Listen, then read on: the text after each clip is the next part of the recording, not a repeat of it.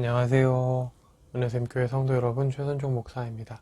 오늘은 4월 9일 사무엘하 11장부터 13장까지를 함께 살펴보도록 하겠습니다. 그러면 바로 1단계 본문 내용 파악하기를 시작하도록 하겠습니다.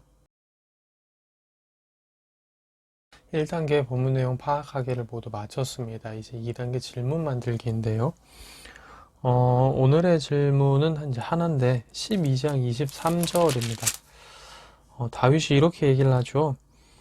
내가 이제 죽은 아들에 대해서 내가 다시 돌아오게 할 수 있느냐?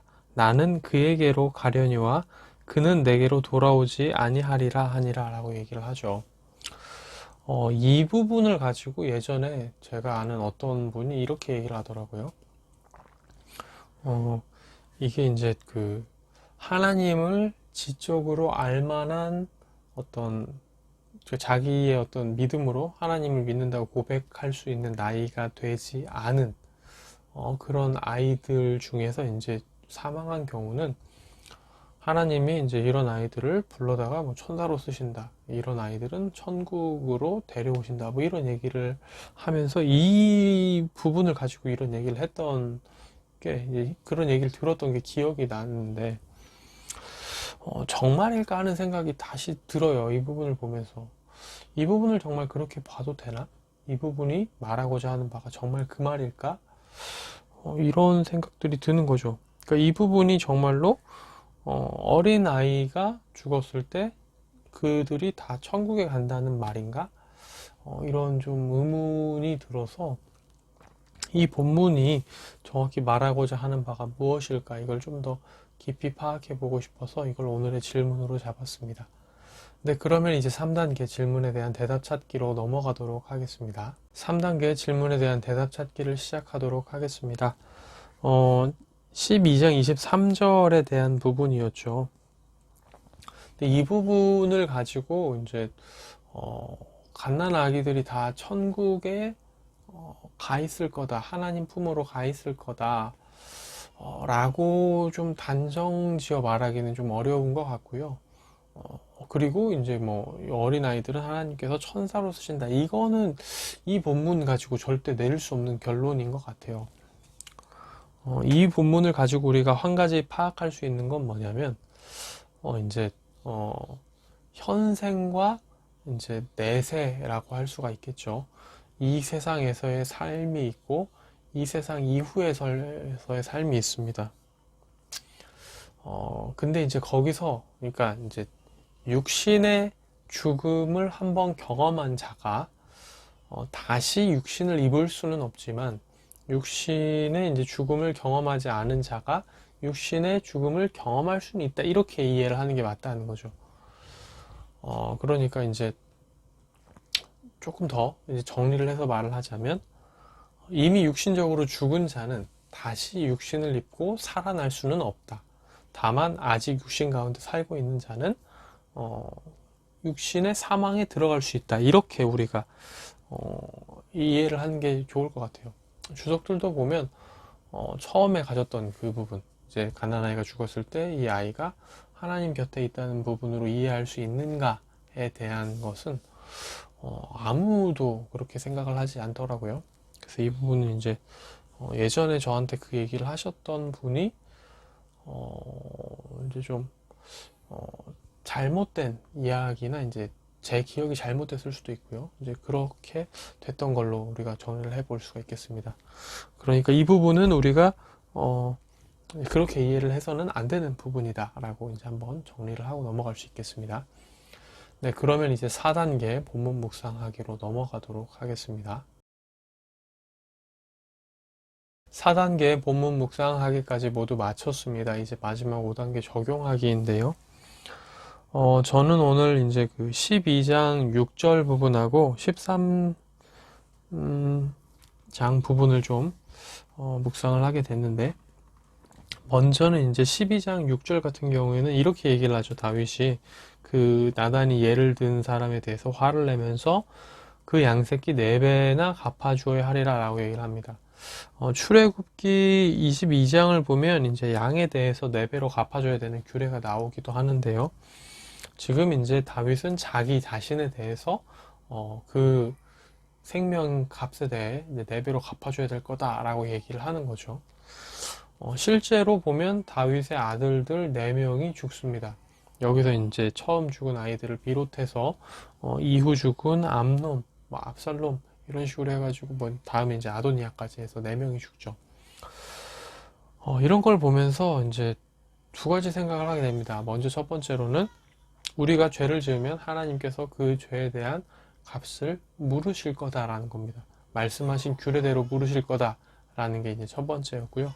두 번째는 또 이제 말을 조심해야겠다는 생각을 합니다. 다윗이 또 그 규례대로 하나님께서 하셨지만 또 한편으로는 본인 입으로 자기가 직접 얘기를 한 거죠.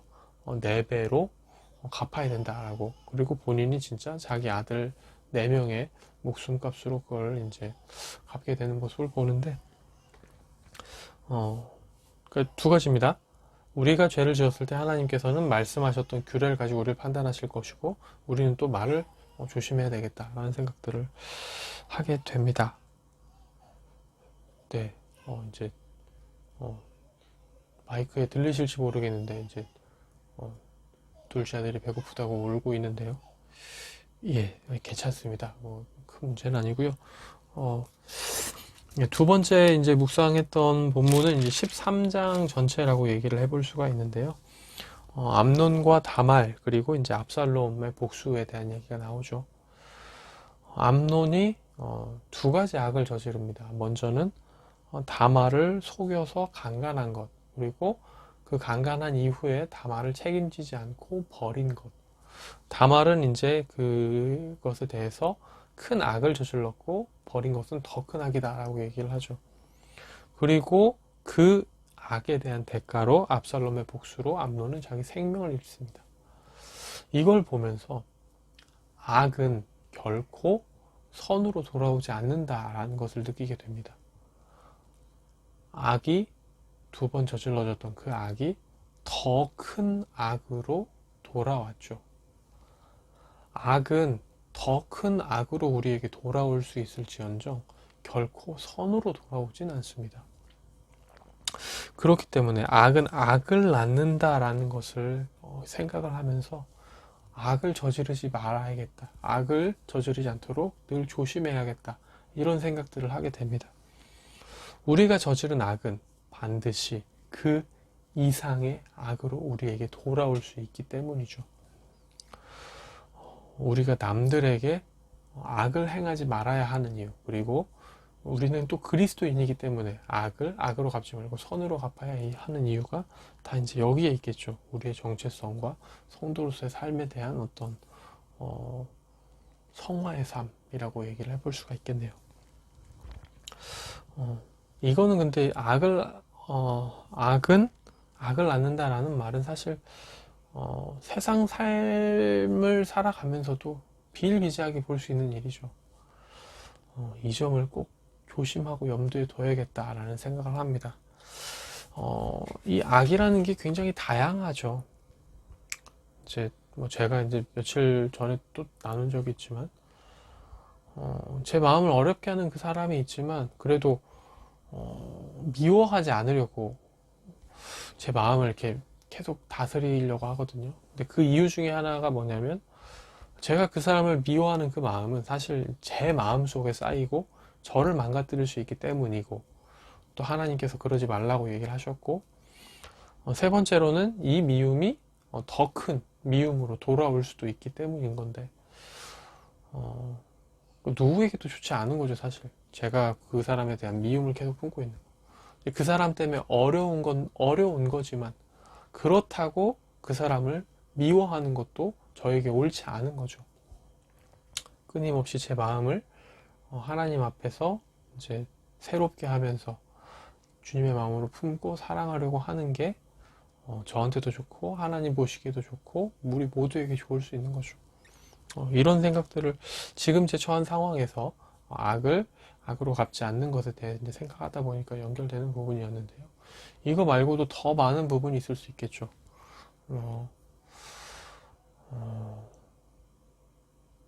정말 많은 예화랄까요? 뭐 에피소드 혹은 뭐 가능성, 예시 이런 것들이 너무 많은 케이스인 것 같아요. 보편화해서 말할 수 있는 이야기 명제라고도 할 수 있고요.